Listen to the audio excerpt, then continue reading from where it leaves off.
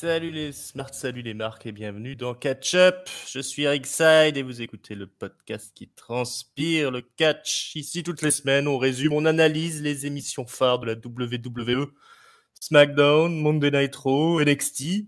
Et un jour, on vous promet aussi d'autres choses, comme par exemple la AEW, Dynamite. Mais ce ne sera pas pour aujourd'hui. Aujourd'hui, on va parler d'un show historique. Friday Night SmackDown, le premier épisode, c'est fini, SmackDown Live, on arrive sur Fox TV.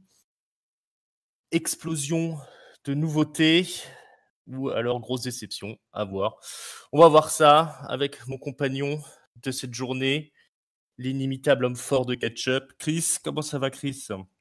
Salut Ringside, salut peuple Catch-Up, bienvenue dans le monde du merveilleux du show bleu, et c'est truc de fou quand même ce passage sur la Fox là, hein. Rien que sur les ratings déjà, c'est assez surprenant, on aura l'occasion d'en reparler.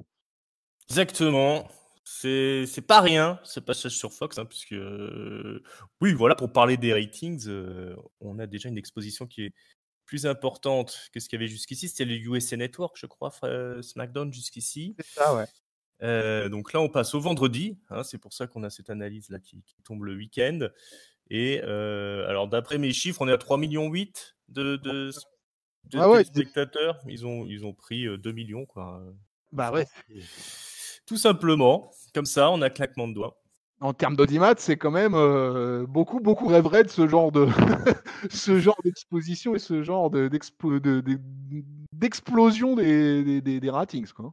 C'est ça, exactement. Alors, ils avaient mis le paquet, la Fox. Il y avait un kick-off que j'ai pas regardé. Je sais pas si tu as regardé, toi, en ouverture de show. Voilà, ils font venir un petit peu les présentateurs de Fox TV aussi, qui sont mélangés un petit peu aux habitués de la WWE. Ouais, les présentateurs de la NFL en particulier. Voilà. Assez étonnamment d'ailleurs.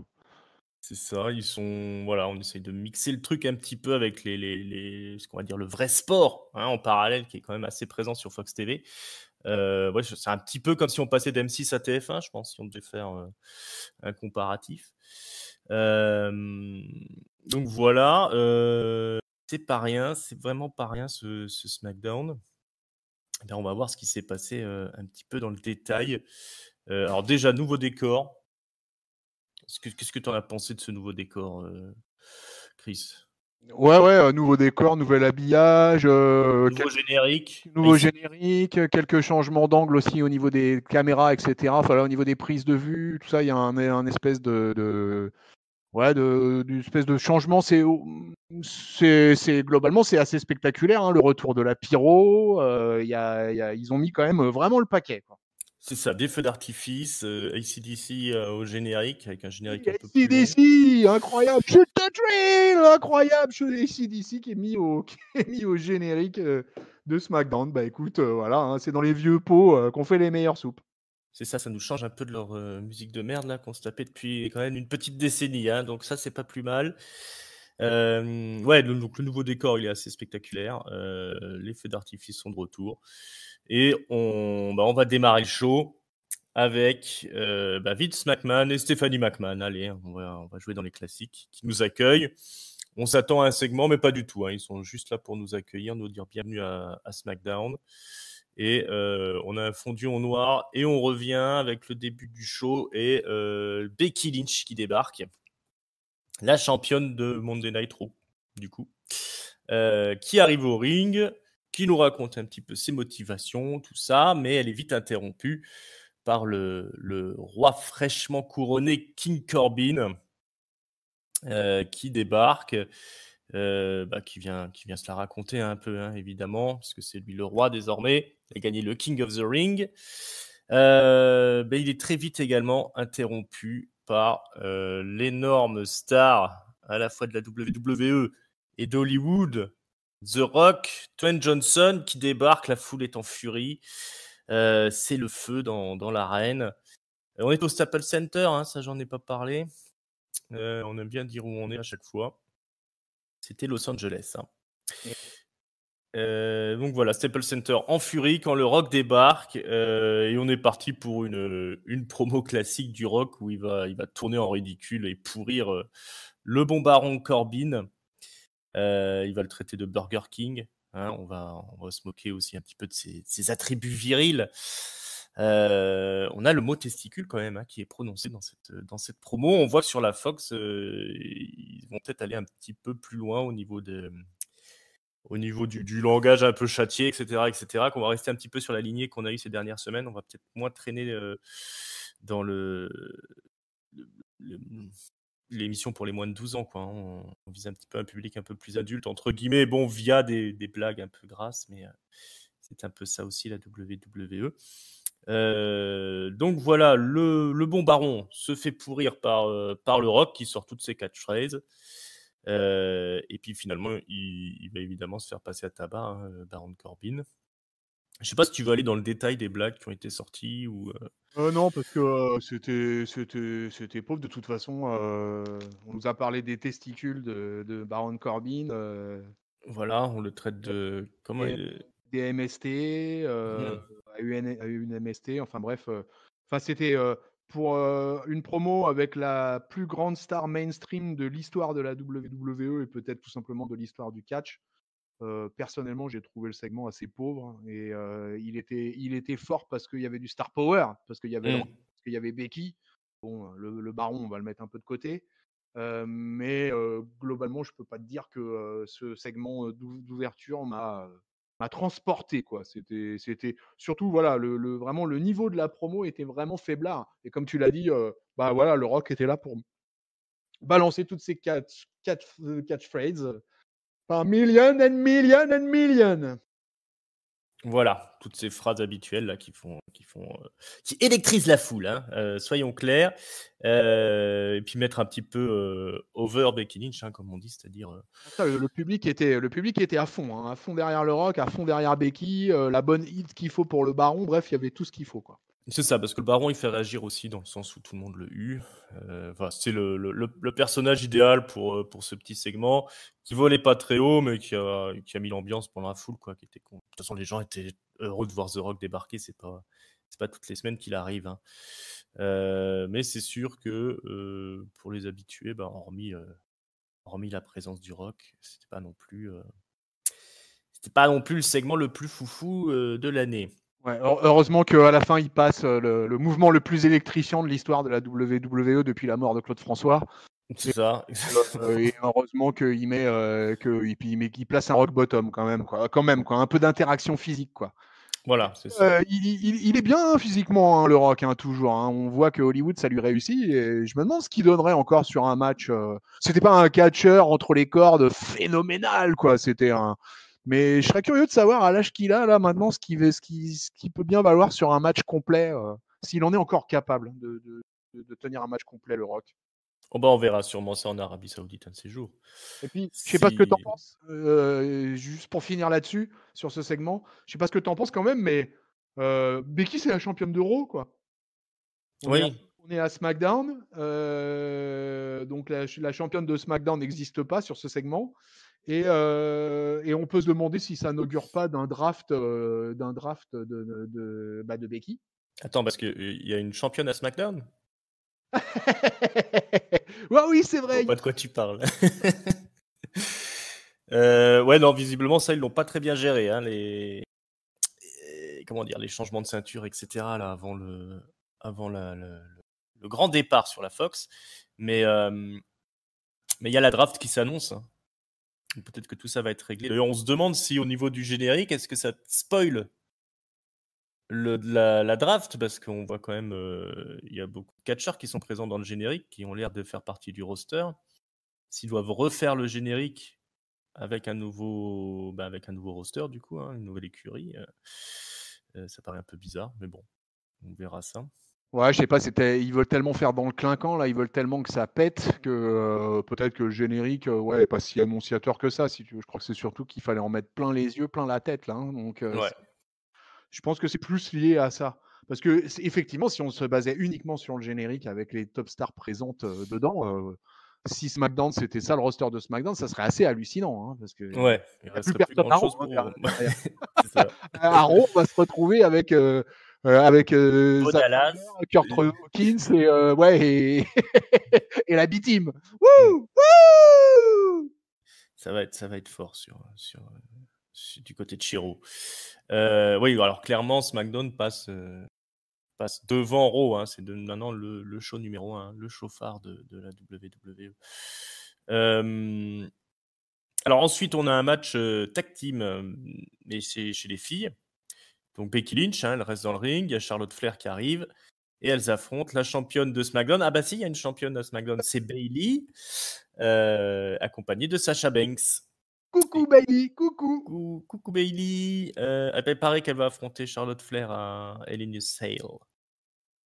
Il faut que je fasse attention à ma prononciation de Hell in a Cell, paraît-il. Bon, bah on a un match classique entre les quatre. Ils connaissent quand même depuis longtemps. Et c'est la victoire de Charlotte Flair qui fait taper la championne avec la figure 8, figure 8, cette prise de soumission là. Elle brise le genou de son adversaire en faisant un petit ponté, comme le faisait pas son papa, mais qu'elle a rajouté à la prise de son papa.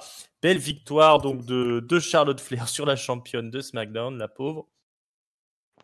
Est-ce qu'il y a grand-chose à dire sur ce match, honnêtement? Bah écoute, déjà on peut dire que c'était une redite, que là ça fait qu'on a le Ça droit. fait à peu près 14 fois qu'on le voit celui-là Ouais, en on deux a le semaines. droit à plusieurs fois à ce match tag team féminin là. Alors la qualité est relativement toujours là, mais la lassitude commence aussi à être là. J'aimerais qu'on passe un peu à autre chose là-dessus. Et puis, tu vois, parce que du coup, plus ça fait ce mélange Raw, SmackDown, etc. Donc, ça serait bien quand même qu'on ait une division féminine qui vive autrement que par les Force Horsewomen, quoi, tu vois. Et bon, je sais pas, ouais, c'était pas mal. Après, c'était pas un mauvais match, mais Ouais. ça n'avait rien de Oui, le match en lui-même exceptionnel. était pas mauvais. C'était, voilà, moyen plus, quoi. Disons que c'est sympa pour les 2 millions de téléspectateurs qui avaient jamais vu le truc, quoi. Ceux qui sont arrivés en plus. Mais bon. Voilà, nous, ça. Dis-moi. Ça, c'est un point important, quoi. C'est-à-dire que là, tu avais par rapport à d'habitude depuis des années, tu avais plus de 2 millions de spectateurs en plus. Donc, fatalement, pour eux, il y avait certainement, j'imagine, de la découverte, un attrait un peu particulier. Donc, oui, ce match pouvait intéresser effectivement toute cette frange de téléspectateurs. Ouais. Voilà, je pense que c'est ça qui était visé, plus que les spectateurs de longue date. Mais est-ce que les spectateurs ont compris que Bayley était la championne de SmackDown? J'en suis pas sûr. Alors ça, non. Mais c'est pas grave parce qu'elle va sûrement le perdre dimanche. C'est dimanche, Hell in a Cell. On était au Go Show. C'est dimanche, ouais, c'est dimanche Ouais. soir. Ils n'ont fait aucune construction pour ce pay-per-view, hormis le championnat universel dont on parlera un peu plus tard. Je crois que pour l'instant, il y a 4 matchs à la carte. Ouais. Écoute, pour une fois, on n'a pas de carton. Ce sera les surprises. On verra. On en reparlera à la fin de la review. Erin Andrews, que vous connaissez pas, si vous regardez pas la Fox, elle fait une interview du champion Kofi Kingston, accompagné de Xavier Woods et Big E, ce qu'on appelle le New Day en fait, ce trio. Donc Kofi Kingston nous annonce qu'il va gagner contre Lesnar. Je vous rappelle que Kofi Kingston est le champion de la WWE. Et ce soir, il affronte Brock Lesnar, il s'était fait démonter par Brock Lesnar, Kofi Kingston, il n'y a pas si longtemps. Donc, voilà, il va contredire un peu les pronostics, Kofi Kingston, et il va gagner ce soir, c'est sûr. C'est vendu. Le New Day, ils font un petit peu les pitres, ils gueulent un peu dans tous les sens comme ils font d'habitude. Ça non plus, il n'y a rien à dire sur cette promo. C'est du classique. Ouais, voilà, on est dans du hyper classique de New Day. Ouais. Donc là, qu'est-ce que tu veux rajouter de plus, quoi? À part qu'on a des frissons et la chair de poule pour le massacre à venir du pauvre Kofi. Ouais, on voit déjà qu'il a aucune chance. On fait un peu le tour du public, il y a plein de stars, notamment le boxeur Tyson Fury et les Hall of Famers Kurt Angle et Mick Foley qui sont là. On nous avait annoncé plein de stars, il n'y aura personne ce soir en fait, hormis The Rock. À moins que ce soit prévu pour la semaine prochaine et que j'ai mal compris, mais il me semblait qu'il devait y avoir pléthore de Hall of Famers ce soir. Ensuite, c'est Seth Rollins qui débarque, mais il est interrompu par la Firefly Funhouse de Bray Wyatt, qui va nous faire avec ses petites marionnettes une preview de Hell in a Cell avec le Rambling Rabbit qui va jouer le rôle de Seth Rollins. Et merci le Buzzard qui va en remplacer The Fiend, Bray Wyatt, puisqu'on sait qu'à Hell in a Cell, ça c'est un des matchs qui est annoncé à Hell in a Cell, Seth Rollins défendra son titre contre Bray Wyatt, qui se fait désormais appeler The Fiend quand il est le démon, quand il est déguisé en clown psychopathe. Et donc, merci le Buzzard se fait dévorer par... non, c'est le Ramblin' Rapide qui se fait dévorer par Merci le Buzzard, évidemment, dans une séquence très violente, où il y a du coton qui vole dans tous les sens. J'étais terrifié. Voilà, Bray Wyatt dans ses œuvres, c'est toujours sympa, la Firefly in Funhouse, non? Ouais, c'est à chaque fois un caméo pas très long. Bon, et voilà, il nous tease le Hell in a Cell de dimanche. Voilà, du grand classique. Je trouve assez marrante en fait la tronche de Seth Rollins à chaque fois, quoi, complètement terrifié. Ah, il est pas rassuré, hein, le pauvre. Ah ouais, je suis curieux de savoir comment il va jouer un peu cette affaire dimanche soir à Hell in a Cell.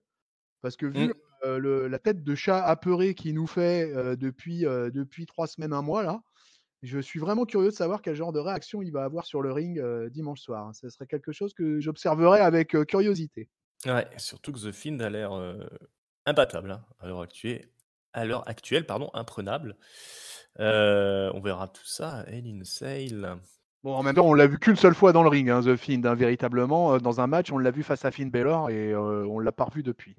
C'est vrai, mais il a quand même attaqué plusieurs personnes, dont Braun Strowman, hein, qui n'a pas pu faire grand-chose contre son ancien mentor, Bray Wyatt.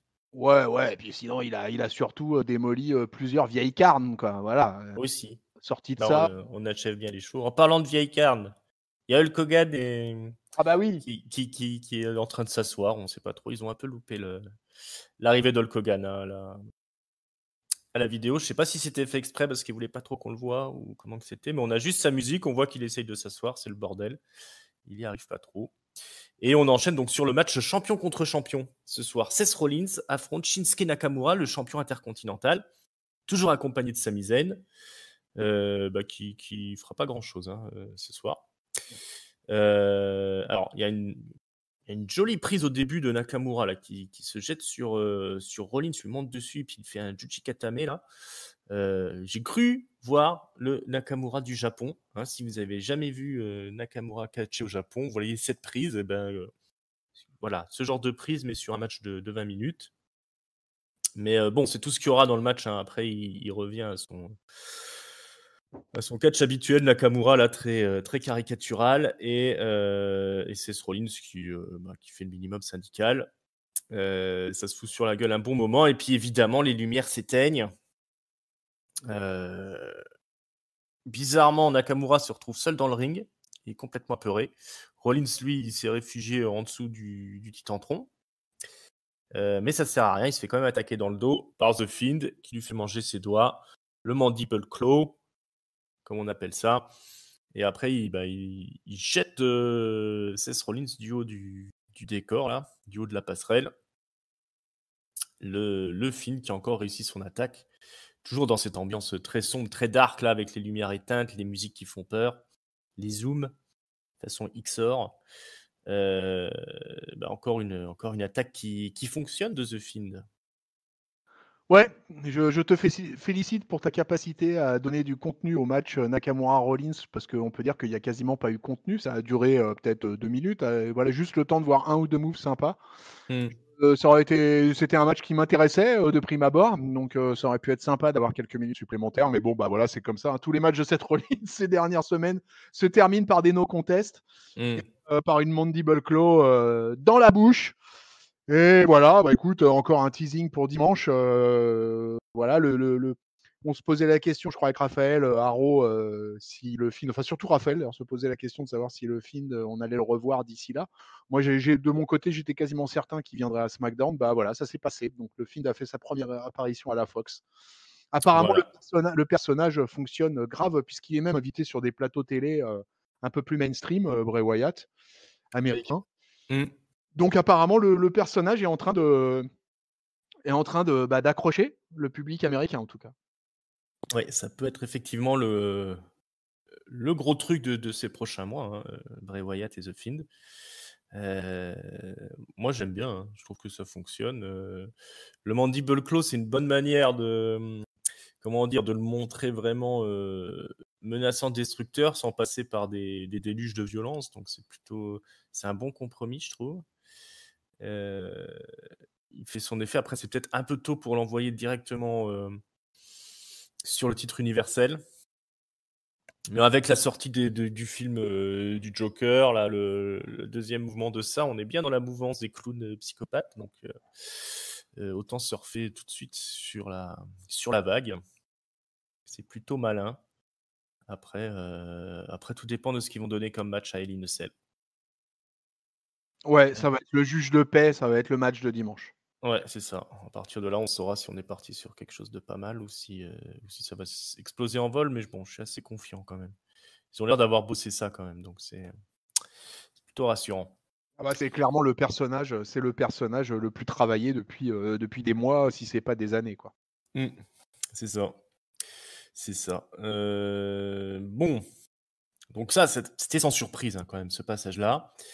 Et on va enchaîner sur un des gros morceaux de la soirée, Kevin Owens qui affronte Shane McMahon dans un match de l'échelle, sachant que celui qui arrivera à décrocher la manette, eh ben, il garde son boulot, l'autre, il est viré comme une merde. Donc, on a un gros match de l'échelle pour un weekly, hein, puisqu'on va avoir quand même les gros spots qu'on aime bien dans ce type de match, avec un beau frog splash de Kevin Owens sur Shane O'Mac qui est allongé sur l'échelle hein, qui est posée entre la barricade et le ring. On a la fameuse descente du coude de Shane O'Mac depuis le coin du ring jusque sur la table des commentateurs où était allongé Kevin Owens.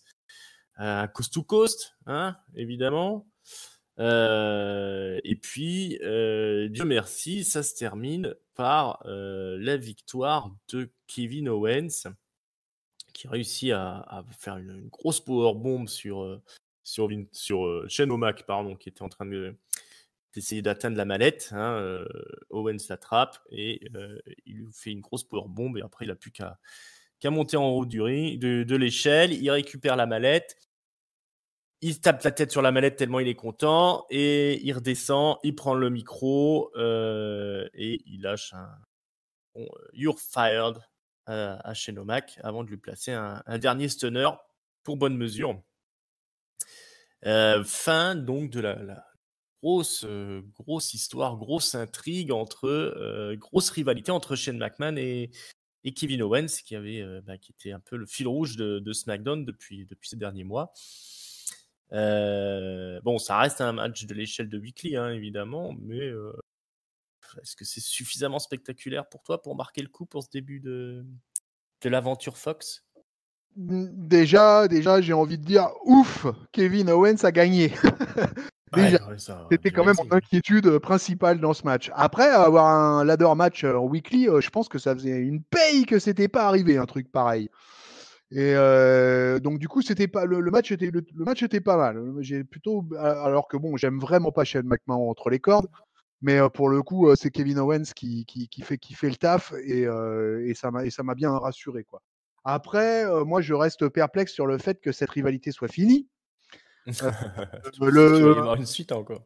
Totalement perplexe sur le fait que de toute façon Shane McMahon soit viré quoi, parce que j'y crois pas une seconde.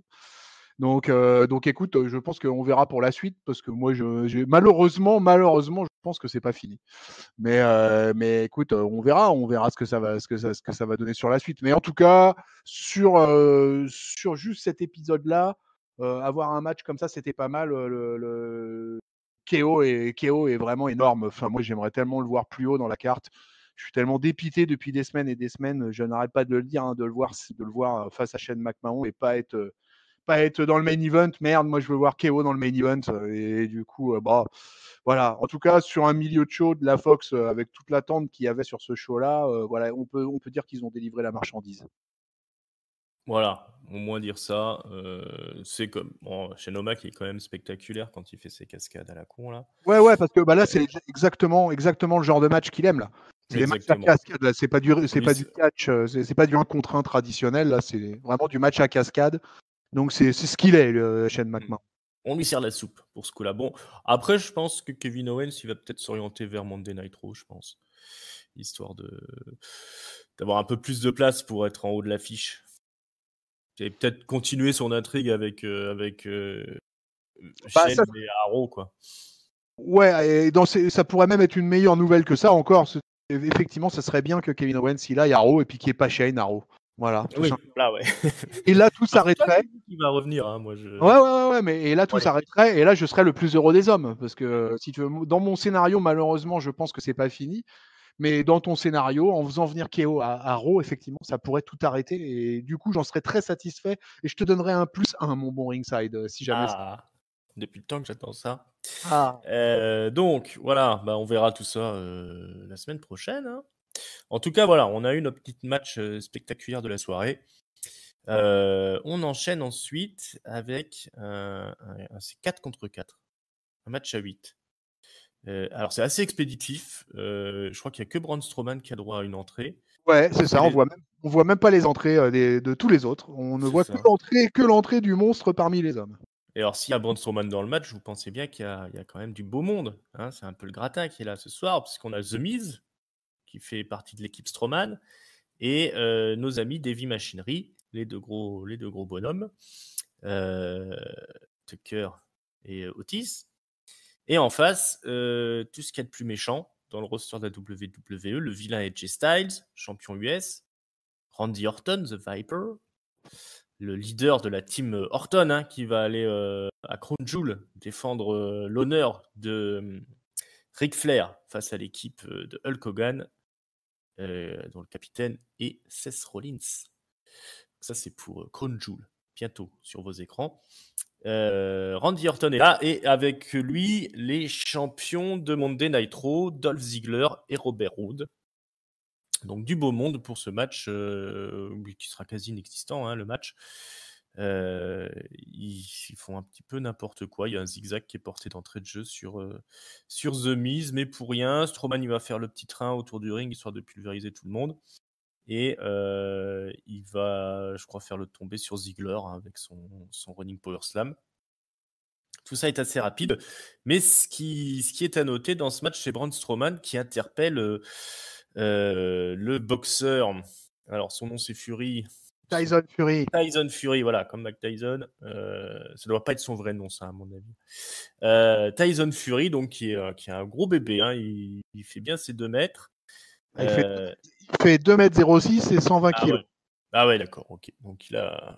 Ancien champion du monde qui avait battu Vladimir Klitschko, quoi. Et je crois que c'est un gars qui a pas perdu son titre de manière légale, je crois. Enfin, de manière. Ouais, invaincu, apparemment. Ouais. Ouais, parce qu'il est invaincu. J'ai été vérifié. Il est effectivement invaincu. Mais par contre, son titre a dû être laissé vacant pour, je sais pas, est-ce que c'est pour des histoires de blessures ou un truc comme ça. J'ai pas trouvé l'info. Mais ce type, physiquement, est grave impressionnant. Hein. Ah ouais, parce que quand il s'est mis en face de Braun, bah voilà, hein, il y avait pas grand chose à redire, il était au niveau, quoi.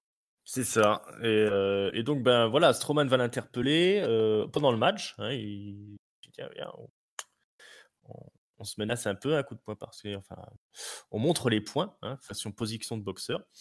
Et puis, je sais pas pourquoi, à la fin du ring, les deux commencent à chauffer vraiment. Et là, il y a Fury qui passe par-dessus la barricade, qui vient essayer de chercher des doigts à Strowman. Il est arrêté par la sécurité. Et puis donc, on a un segment classique là du mec qui passe la barricade et qui se fait bloquer par la sécurité. Et c'est parti donc pour une rivalité entre ce Tyson Fury et l'ami Braun Strowman. Et apparemment, ça, c'est aussi prévu pour l'Arabie Saoudite. Voilà, bah on a un truc classique de la WWE qui fait venir quelqu'un un peu d'extérieur au monde du catch pour un match de gala, on va dire. Ça nous rappelle le Big Show contre Floyd Mayweather. Ouais, ça peut approcher un peu de ça. Sauf que là, on est entre big men. Entre big men. Ouais, ça va être chaud pour Strowman, hein, s'il se fait aplatir par le Fury. Je sais pas comment ils vont se démêler de ce truc-là, mais bon. Enfin bon, de toute façon, ce qui est dommage dans tout ça, c'est que voilà un match qui a été complètement escamoté alors qu'il y avait un super beau line-up, moi je trouve. Tu vois, il y avait de quoi là, on avait de quoi avoir un match assez sympa, quoi. Et puis, bah voilà, complètement escamoté par ce truc avec Tyson Fury. Bon, ouais, c'est pas mal. Encore une fois, il cherchait encore à mettre un paquet de star power. Quand tu as un champion du monde poids lourd de boxe, voilà, c'est pas pour rien, mais ouais, ils auraient pu attendre un peu, quoi, et puis nous offrir un peu plus de show avec les 8 mecs qui étaient entre les cordes. Bon, ouais, c'est Ouais. un peu, moi, pour moi, encore une fois, encore un match que j'ai trouvé encore escamoté ce soir et qui m'a pas. Voilà. Est-ce que. Alors maintenant, c'est les projections sur la rivalité Fury-Strowman. Bon, bah écoute, à voir. Est-ce que Fury, il vaut tripette entre les cordes en termes de catcheur? C'est un truc à voir aussi, ça. Hein. Ouais, parce que généralement, c'est pas non plus la panacée, hein, quand c'est des mecs comme ça qui viennent de la boxe catchée. Généralement, ça donne des trucs dégueulasses. Donc là, le petit effet est plutôt réussi, mais sur le long terme, ça va pas être le truc qu'on va suivre de manière la plus assidue. Effectivement, ils ont pris à contre-pied le public de fans hardcore, hein, on va pas se mentir, parce qu'il y aura pas beaucoup de catch dans la soirée. Non, c'est Et moins complet. on sera là plutôt pour sortir un peu de star power et puis faire le coup de poing. On va voir qu'il y aura d'autres surprises dans la soirée. Mais ouais, le but n'était pas, je pense, finalement, de satisfaire les fans de catch pur et dur, mais plutôt de faire de l'événementiel et puis de sortir des grosses surprises et un peu de star power et puis de s'avancer un peu comme ça dans le monde mainstream. C'est visiblement la nouvelle politique depuis qu'on est sur la Fox, qui a toujours été quelque part la politique de la WWE. Hein. Mais avançons dans l'émission. On a un autre match, parce qu'il y a quand même du catch, hein, faut pas croire. Roman Reigns, le Big Dog, il affronte Eric Rowan dans un match des bûcherons. Donc il y a tout le roster de SmackDown qui est là autour du ring. On a par exemple Ricochet, Andrade, les Viking Raiders, The Revival. Ils sont tous là. Et puis donc on a un match entre Rowan et Roman Reigns. Alors c'est un match de gros bourrin, hein, évidemment. Quand les mecs tombent à l'extérieur, ils sont attaqués par tous les autres catcheurs. Ça part un peu dans tous les sens. Il y a Daniel Bryan qui est au commentaire avec l'équipe de commentateurs. Alors c'est un duo de commentateurs, hein, SmackDown, Michael Cole et Corey Graves. Et donc Daniel Bryan est là. On sait que Daniel Bryan sera aux côtés de Roman Reigns pour affronter Eric Rowan et Luke Harper à Hell in a Cell. Luke Harper justement qui va intervenir dans le match évidemment à la fin. Il va attaquer Roman Reigns. Il va d'abord défoncer un petit peu tous les bûcherons qui sont autour de ring. Il se fait attaquer par Daniel Bryan. Il réussit à s'en débarrasser. Il attaque Roman Reigns. Mais Daniel Bryan revient. Il arrive à sécher Roman Reigns. Non, il arrive à sécher, Luke Harper. Et Roman Reigns profite de la confusion, puisque Rowan va attaquer Daniel Bryan, du coup. Roman Reigns profite de la confusion pour placer un spear sur Rowan et faire le tomber. C'est la victoire de Roman Reigns pour le coup. On va se serrer la main entre Roman Reigns et Daniel Bryan au grand plaisir du public qui reprend les Yes Chant. Voilà, le face turn définitif de Daniel Bryan, la victoire de Roman Reigns, Luke Harper et Rowan qui sont quand même bookés assez forts. Hein, ils sont costauds les deux mecs. Il y a Rowan qui fait notamment une sacrée powerbomb sur Ali, là, qui était dans les bûcherons. Et donc tout ça va se terminer à Hell in a Cell. Ça, c'est quand même un passage qui a permis de construire le pay-per-view. Est-ce que toi, t'es convaincu par tout ça ou t'es Eh ben définitivement... écoute, c'était pas mal. Moi, j'ai plutôt bien aimé en fait tout ce match et toute cette partie. Je trouve, moi, le Lumberjack match, ça t'assure toujours un peu de spectacle avec des gros moves.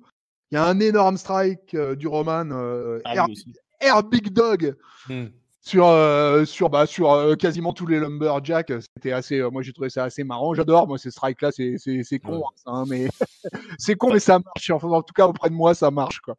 Et voilà. Et puis bah quand même le Roman Reigns au gabarit qu'il a, faire faire un vol plané comme ça par-dessus les cordes, je trouve ça toujours assez spectaculaire. Voilà, comme tu l'as dit, là, le face turn total et brutal et fatal de Daniel Bryan. Ça nous annonce, je pense, un bon match à Hell in a Cell, un bon tag team là, Ouais. là entre les. Ouais, ça par contre, j'en entends pas mal de ce match-là. Ouais, bah, moi aussi, hein, moi je suis assez friand de ce tag team là. C'est vraiment un truc qui m'intéresse. Et pas loin d'être, c'est certainement le segment sur lequel j'ai été le plus enthousiaste durant ce SmackDown. Et voilà, Daniel Bryan en plus j'aime bien parce qu'il est intéressant quand il est aux commentaires. Mm. Je trouve voilà, ce gars-là au micro, il est bon de toute façon, et même aux commentaires, c'est bien. Donc tu l'as signalé, ils sont plus que deux derrière la table des commentateurs américains. Rest in peace Renee Young. Et rest in peace Saxton, rest in peace Tom Phillips. Il y a eu du dégât, hein, il y a eu du dégât aux commentaires hein, sur la semaine. Là. Et puis malheureusement, on a le retour de Lawler à Raw, donc et quelle horreur. Et puis dès son retour, hein, il n'a pas attendu hein, pour nous faire un truc tout pourri, quoi. Donc il a été catastrophique lundi, quoi. Et encore, je suis gentil quand j'utilise le mot catastrophique. C'est pour pas être grossier, peuple de catch-up, pour rester PG. Mais voilà, mais moi j'ai bien aimé ce match. Écoute, c'était même un peu trop court encore une fois. J'aurais bien aimé. J'ai bien aimé l'apparition de Luke. J'adore. Il arrive. C'est marrant. Et tu trouves pas qu'il a fondu physiquement? Ouais, je trouve aussi. Ouais. Il a perdu des bras et tout quoi. Mais c'est ça qui est dommage un peu. Ouais, c'est bizarre hein, ce changement physique. Bah, là. il a été grièvement, il a été blessé pendant un long moment, hein, donc ça joue ça hein, quand tu es blessé que tu peux pas soulever de la fonte aussi souvent que tu le peux. Voilà, ça se sent tout de suite sur le physique, mais c'est bon, c'est quelque chose qui peut récupérer par la suite. Ça. Oui, il récupérera par la suite. Et puis de toute façon, je sais pas si tu as entendu pour parler un peu faire un peu le gala ou le voici catch, mais il a couché avec Lana. Harper. Non mais Harper, il se plaint beaucoup de son traitement, etc. Et il n'a pas hésité à critiquer ouvertement la WWE il y a très peu de temps là. Et de toute façon, moi j'ai du mal à envisager son avenir encore sur le long terme à la WWE. Je ne m'étonnerait pas qu'il apparaisse à la All Elite Wrestling d'ici quelques temps. Oh, je sais pas. Ces petites crises là, ça se corrige facilement avec un gros chèque. Hein. Ouais. Il arrive en fin de contrat. On en reparle. C'est ce qui se dit. Tu vois, mais moi, je pense que Luke Harper va partir de la WWE. Alors, moi, je suis vachement sceptique parce qu'on disait ça de Ziggler, on disait ça de Sasha Banks, on disait ça du Revival, des Usos. Au final, ils sont tous là encore. Mais à voir, à voir. En tout cas, là, il est plutôt bien placé sur la carte Harper. J'aime beaucoup ce qu'ils ont fait avec Rowan. J'ai pas eu trop l'occasion d'en parler, mais c'est assez impressionnant ce qu'ils ont réussi à faire avec ce mec qui est quand même une sacrée baraque, qui tient plutôt bien le micro. Voilà, donc rendez-vous à Hell in a Cell pour sûrement un match des plus spectaculaires. Yes. Dis-toi qu'on arrive au main event, dis donc. C'est fou ça. On n'est pas à Monday Night Raw, hein, ça dure pas 3 heures. Bah pour l'instant, ça c'était surprenant parce que tous les reports avaient l'air de dire que ça allait s'orienter sur un show de 3 heures. Donc là, pour le premier, on a 2 heures. On verra s'il y a. Après, je pense que la semaine du draft là va être assez décisive. Donc du coup, elle commence à SmackDown vendredi prochain. Je pense que cette semaine-là va apporter son lot de réponses à pas mal de choses. Ouais. Donc... Après, moi, de ce que j'avais compris sur la Fox, le truc, c'est qu'après SmackDown, il y a une émission de type news, genre comme le journal télévisé, un espèce de rendez-vous un peu sacralisé qui ne peuvent pas bouger. Donc, d'après ce que j'avais compris, il y avait peu de chances que ça passe à 3 heures, à moins qu'ils fassent 1 heure avant, mais c'est un petit peu compliqué. Donc, pour moi, de ce que j'ai comme information, on resterait à ce format-là sur SmackDown. Mais, D'accord. à voir pour la suite. C'est pas plus mal parce que c'est déjà. Ah oui, bah carrément, ouais. Du fait que ça soit passé le vendredi soir, c'est déjà quelque chose de complexe. Alors si en plus il nous avait mis 3 heures, là c'est clair que donc du coup ça serait plutôt une bonne nouvelle si ça reste à 2 heures. Exactement. Allez, le main event, on vous l'a promis, c'est un match de championnat qui oppose Kofi Kingston à Brock Lesnar, toujours accompagné de Paul Heyman, Brock Lesnar. C'est parti pour le match, à peu près 7 secondes de match. Kofi Kingston se jette sur Brock Lesnar. Et donc Brock Lesnar lui porte un F5. Victoire de Brock Lesnar, hein, tombé de 3 directement. Il n'a rien fait, hein, Kofi Kingston. Là, le temps que j'ai fait le résumé, le match était déjà fini. Voilà, Brock Lesnar triomphant, Kofi Kingston humilié. Mais tout ça n'est pas fini, puisqu'il y a la musique de Rey Mysterio qui retentit. On vous rappelle que Brock Lesnar a martyrisé non seulement Rey Mysterio à Monday Night Raw, mais également son fils Dominic, qui a dû partir en ambulance. Il a été laminé. Je vous invite à écouter notre review de Monday Night Raw, qui est disponible déjà un peu partout, tout comme notre review par mon bon Chris d'ailleurs, de NXT. Tout ça, c'est disponible. N'hésitez pas à aller écouter ça pour avoir tout l'éclaircissement sur cette rivalité entre Rey Mysterio et Brock Lesnar. Donc la musique de Rey Mysterio retentit, on le voit débarquer, mais il a le bras un petit peu comment dire, emballé comme ça, hein, un peu dans le plâtre. Il n'a pas l'air d'être en condition pour se battre, Mysterio, mais il y a un gros bonhomme avec lui. Alors on se dit, c'est quoi? C'est Dominique? Il est aussi costaud que ça, on n'avait pas remarqué? Mais non, c'est pas Dominique. C'est rien moins que Cain Velasquez. Cain Velasquez, l'ancien champion de MMA qui avait notamment fait tomber ce même Brock Lesnar. Il avait vaincu, pris la ceinture de l'UFC, Ultimate Fighting Championship. Cain Velasquez, qui a démarré une carrière de catcheur, hein, si vous êtes un peu au courant de ce qui se passe ailleurs qu'à la WWE, il a bossé à la AAA, la fédération mexicaine, la plus grosse fédération mexicaine. Il a catché notamment à Triple Mania, qui est l'équivalent du WrestleMania pour la AAA, pour le Mexique. Et il a catché également au Madison Square Garden, là, quand la AAA a fait son show tout récemment. Donc c'est ce gros bonhomme, Cain Velasquez, qui débarque et qui fait peur à Brock Lesnar. Brock Lesnar reste quand même timidement dans le ring avec sa ceinture. Velasquez se jette sur lui, il le plaque au sol. Il commence à faire un beatdown, un coup de poing sur Lesnar qui essaye de se défendre timidement. Lesnar réussit à s'échapper. Il se retrouve sous le titantron. Il l'emmène pas large. Il y a l'ami Paul Heyman qui essaye de le regonfler à bloc. Lesnar va faire mine de revenir au ring et puis il va faire la classique, hein, où finalement il se fout de sa gueule et il repart. Et on reste avec Rey Mysterio et son pote Velasquez dans le ring. Et voilà, grosse surprise pour cette fan show, l'arrivée de Cain Velasquez à SmackDown. Les liens entre le MMA et WWE qui se renforcent encore. Qu'est-ce que tu as pensé de tout ça? Bah écoute, déjà on peut parler de l'enterrement définitif de Kofi Kingston. Voilà, la Kofi Mania s'est arrêtée en 8 secondes. Écrasons une larme pour Kofi. Franchement, je suis pas loin, moi en tout cas, d'avoir pensé que c'était honteux, quoi. Pas le fait que Brock Lesnar gagne le titre, etc., parce que pour moi c'était de toute façon attendu. Je m'attendais à un écartèlement en règle. Mais pour le premier show de la Fox de SmackDown, pour moi, c'est du foutage de gueule intégral. Voilà, moi, c'est comme ça que je l'ai ressenti. J'espérais quand même, tu vois, une petite résistance de la part du champion et qu'il finisse un peu en beauté ce run. Que on termine le run de Kofi, oui, bien sûr, moi, ça me pose aucun problème.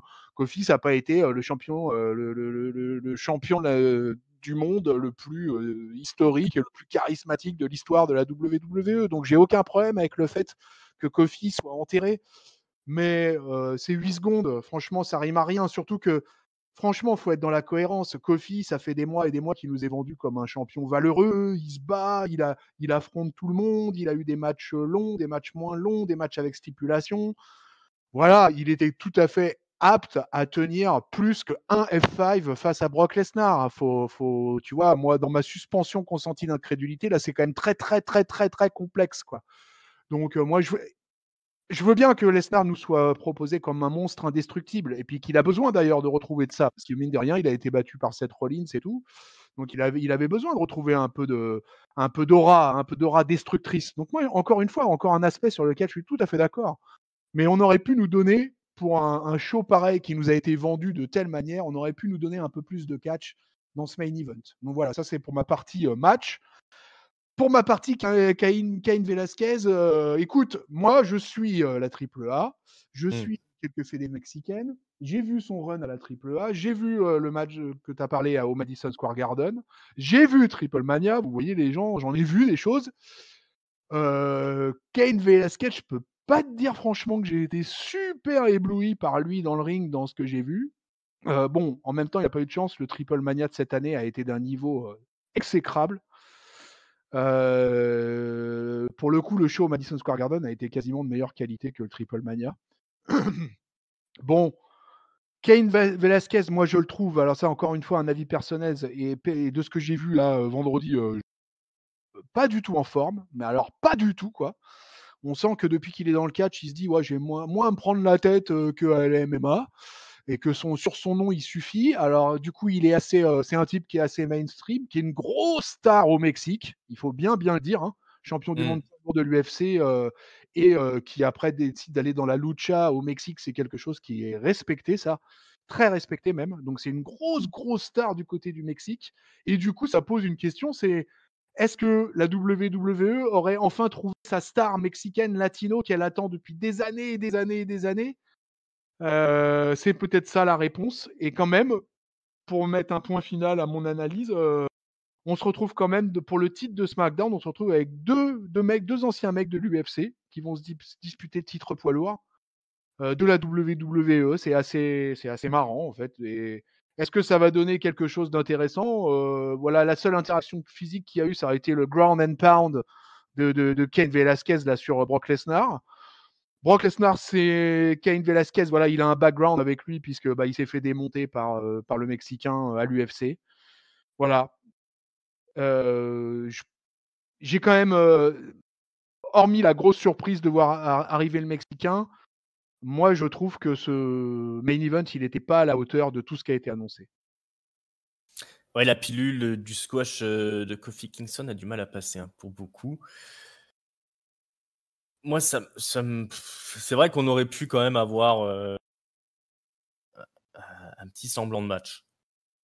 Maintenant, voilà, moi, le règne de Kofi Kingston, il m'a vraiment pas convaincu. Tu te retrouves quand même dans le ring avec un monstre comme Brock Lesnar et en face Kofi Kingston qui est quasiment un poids léger. Je peux comprendre qu'on ait envie vraiment de mettre en lumière le Brock Lesnar à nouveau au prix de Kofi Kingston qui de toute façon a fait son temps. Maintenant, c'est sûr qu'on aurait pu avoir un match un peu plus copieux que ce qu'on a eu là. Cain Velasquez, évidemment, peut-être bien la superstar latino qui recherche depuis des années pour l'ouverture sur le marché mexicain. Moi, j'étais surpris de son arrivée. Ça a plutôt fonctionné. Je n'étais pas surpris plus que ça de voir Kofi Kingston se faire squasher. Voilà, après, toute la question est de savoir s'ils ont signé Velasquez pour un moment ou s'il va rester là juste pour Crown Jewel, parce que le match sera à Crown Jewel en Arabie Saoudite.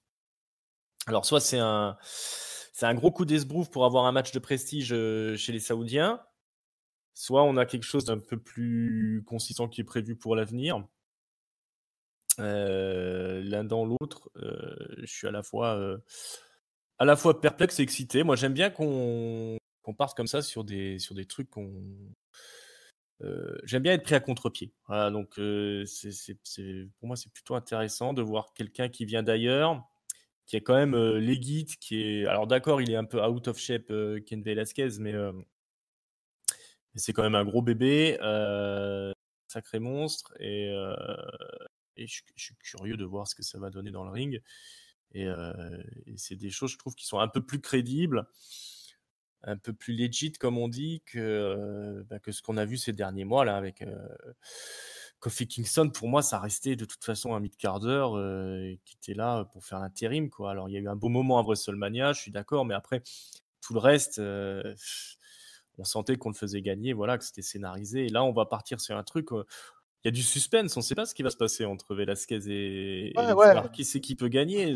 Ça change un peu la donne. Je trouve que c'est plutôt pas plus mal. Après, c'est sûr que voilà, si on est attaché à Kofi Kingston, si on recherchait le beau catch ce soir, c'est pas ce qu'on a eu, hein, ça c'est sûr. On a eu un squash qui était tout à l'honneur de Brock Lesnar. Et Brock Lesnar, c'est sûr qu'on lui sert la soupe plus souvent qu'à son tour. Donc je peux comprendre qu'on termine le show en grinçant des dents. Surtout qu'il n'y a pas eu de 205 Live derrière, hein, pour ceux qui aiment bien voir les cruisers. Ouais, On n'a même pas eu de 205. ça a été annulé purement et simplement. Ouais, alors ça, c'est une histoire, j'aimerais bien savoir ce qui s'est passé.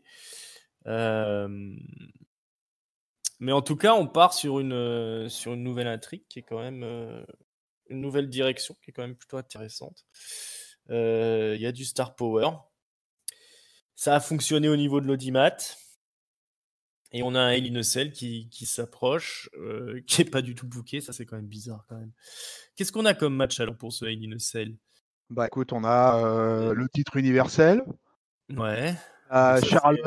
Charlotte versus Bayley. On a le tag team Rowan Bryan versus Harper Rowan. Ça fait 3. Et je crois qu'il n'y a pas un Cédric Alexander. Il y a peut-être un Cédric Alexander et Jay Styles, le numéro 3 ou numéro 4 ou numéro 5. Et voilà. Et voilà.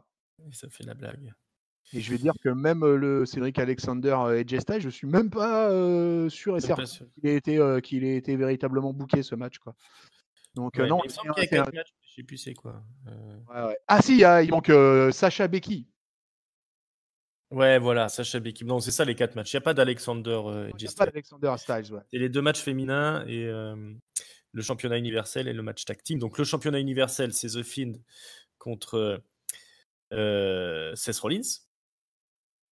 Donc ça devrait être réussi, on espère. Qui c'est que tu donnerais gagnant, toi? Ah là, t'es dans les pronos d'Hell in a Cell.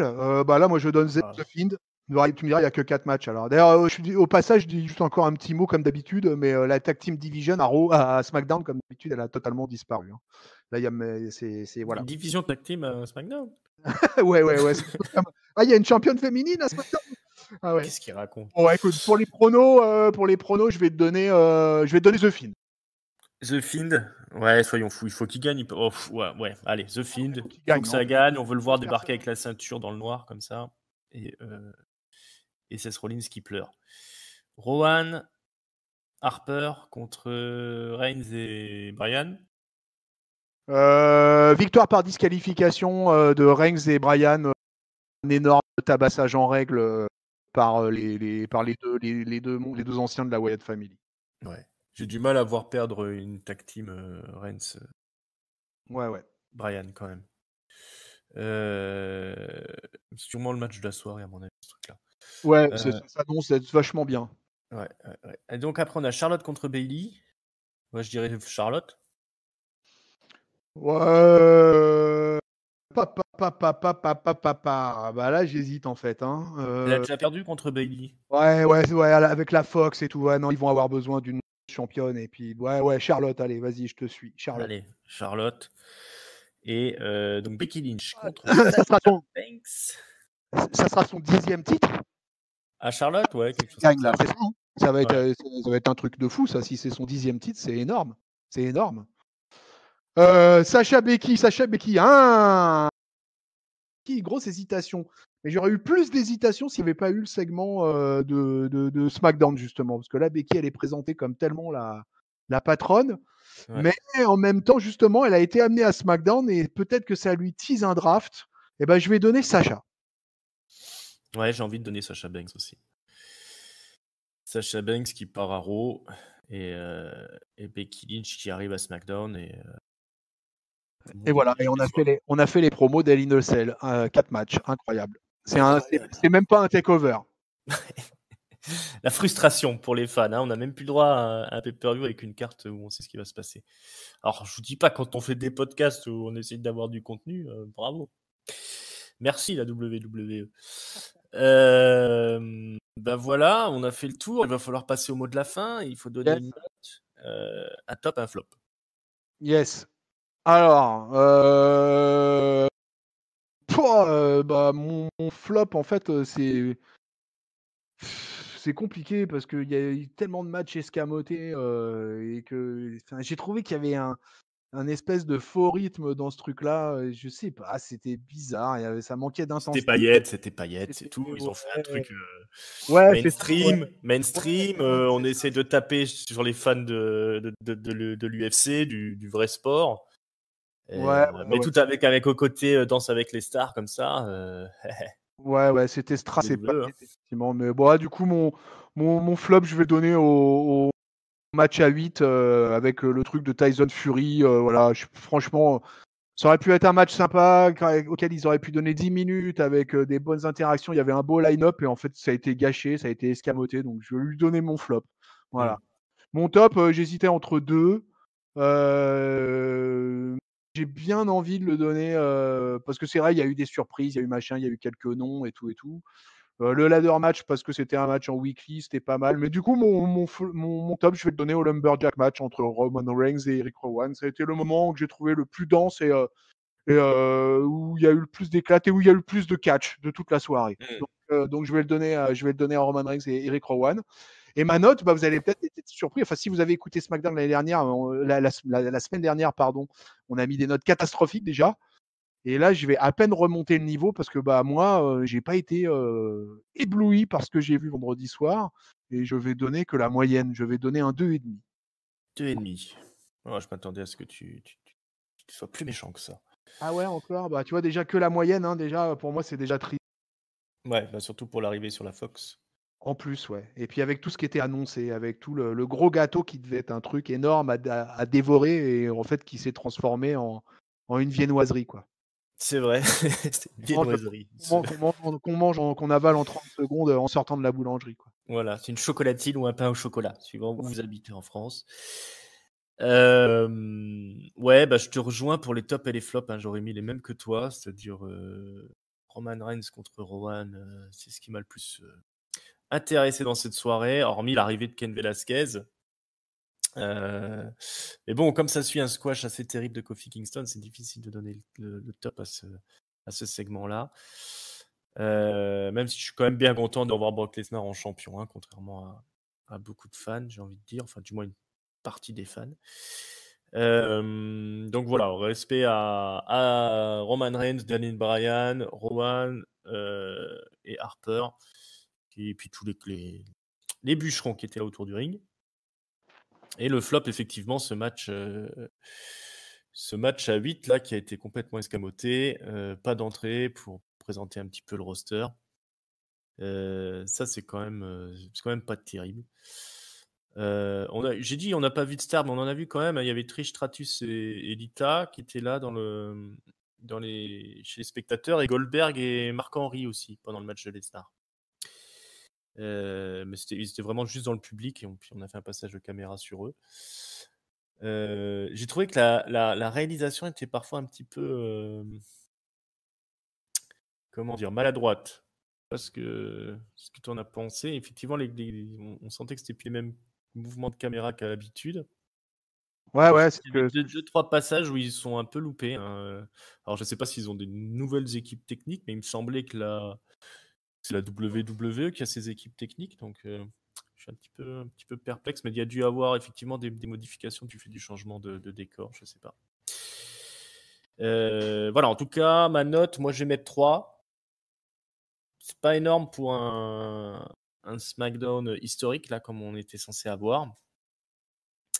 Mais bon, c'est toujours intéressant, je trouve, de les voir partir sur des choses qu'on n'attend pas. Même si au final, on n'a pas eu vraiment ce qu'on voulait. Voilà, écoute, on a fait le tour. Alors, je vous rappelle que vous pouvez retrouver notre review de Raw et d'NXT, c'est en ligne. Chris, merci beaucoup d'être venu. Merci à toi, Inside. Et puis, merci à vous de nous avoir écoutés. Alors, vous nous trouvez sur YouTube, sur PodCloud, sur toutes les plateformes où on peut écouter des podcasts. On est sur Twitter, on est sur Facebook, on est sur Instagram aussi, @catchupcdc. Voilà. Eh ben, j'espère que ça vous a plu à écouter autant que nous enregistrer. Et puis je vous dis à très bientôt. On aura le débrief de Hell in a Cell et puis les débriefs de Monday Night Raw. de NXT, de SmackDown. Tout ça très très bientôt. Il faut vous abonner, il faut cocher sur la petite cloche pour être averti dès que ça sort. Voilà. Est-ce que tu as quelque chose à ajouter, mon bon Chris? Non, tout va bien, impeccable. Tout va bien. J'attends Hell in a Cell maintenant. Je vais regarder ça avec curiosité et surtout le seul attrait finalement qu'il va y avoir dans ce pay-per-view, hormis les 4 matchs annoncés, c'est justement de voir avec quel match ils vont remplir le pay-per-view. C'est ça va être le pay-per-view de toutes les surprises. Exactement. Et ça change, c'est pas si mal que ça quelque part en soi. D'habitude, Je suis d'accord. entre 9 et 12 matchs annoncés, et là, on en a que 4. Donc finalement, on va ouvrir ça va, pour la première fois depuis longtemps, on va ouvrir un pay-per-view en se disant ah tiens, qu'est-ce qui va se passer là? Exactement. Bah ouais, moi je trouve ça plutôt cool. Une fois de temps en temps, c'est pas trop mal. Voilà, on se retrouve la semaine prochaine pour le draft. On va enfin savoir qui va où, comment et quand. Voilà. Allez, bonne semaine les amis. Ciao, ciao. Salut Ringsal, salut peuple de catch-up.